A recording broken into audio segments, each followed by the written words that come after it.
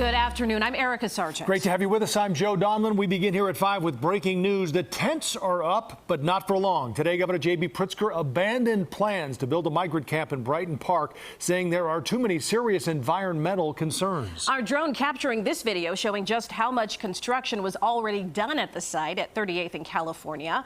Yesterday, the state halted work there, saying the Illinois EPA was in the process of reviewing a more than 700-page environmental report the city released late Friday night. The report describes mercury found in the soil there, which the city says has since been removed. Other issues the city claims were covered by 6 inches of crushed gravel. Then today, the state says the site, which the city chose, is a no-go.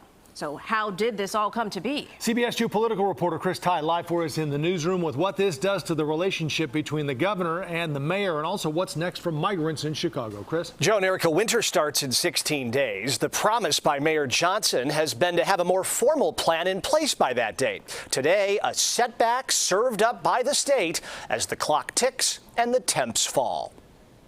I'm moving with incredible expediency. That urgency dealt a blow Tuesday by the governor, who at 10 a.m. said their plan by EPA had been to review. It's a 700-plus page document that was delivered to them. So they're making sure that they're doing a thorough job. An hour later, a knockout punch for Brighton Park's chances of ever housing migrants at this already built out and paid for migrant base camp. Pritzker's head of the Illinois EPA writing current and planned site conditions do not adequately reduce risks of human exposure to known and potential environmental conditions. The governor adding we will not proceed with housing families on a site where serious environmental concerns are still present.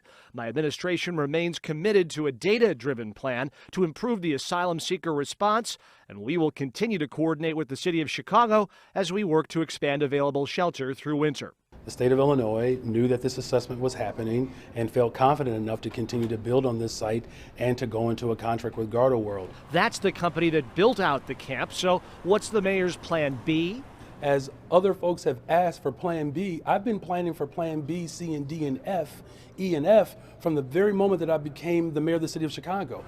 No specific plan B was offered, but former UIC political science professor Dick Simpson says what this does offer up is a glimpse into what friction between a Democratic governor and a Democratic mayor looks and sounds like.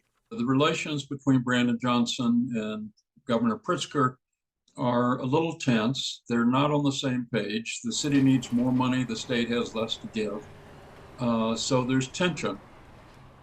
His tension, the mayor says base camps are just part of his larger plan, as are brick and mortar options, though, again, he did not elaborate on where those sites might be.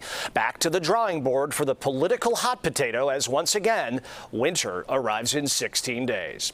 Live in the newsroom, Chris Tye, CBS 2 News. Joe and Erica. Big development for sure, Chris. Thank you.